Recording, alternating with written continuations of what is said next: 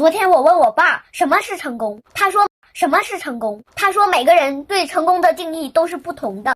对于他来说，3岁不尿裤子，5岁能自己吃饭，18岁能自己开车，20岁有女朋友，30岁有钱，40岁有钱，50岁还是有钱，60岁还有女朋友，70岁还能自己开车，80岁还能自己吃饭，90岁还不尿裤子，100岁还没挂在墙上，300岁还能挂在墙上，就是最大的成功。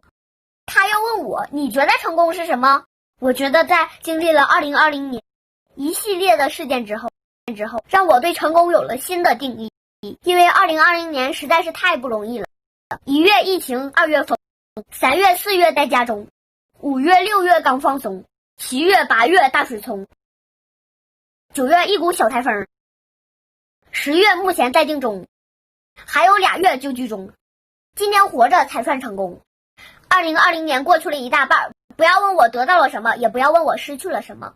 我今年唯一的骄傲就是体温一直保持在36.5度，所以现在对于我来说，能健康的活着就是最大的成功，其他的一切都是浮云。钱再多也抵挡不了死亡，长得再漂亮也讨好不了阎王，势力再大也逃不了生离死别。活着就是胜利，挣钱只是游戏，健康才是目的，开心快乐才是真谛。所以我们要好好善待自己。我们身体的零部件很贵，而且还不好配，最重要的是还不一定有货。哎呦我的妈！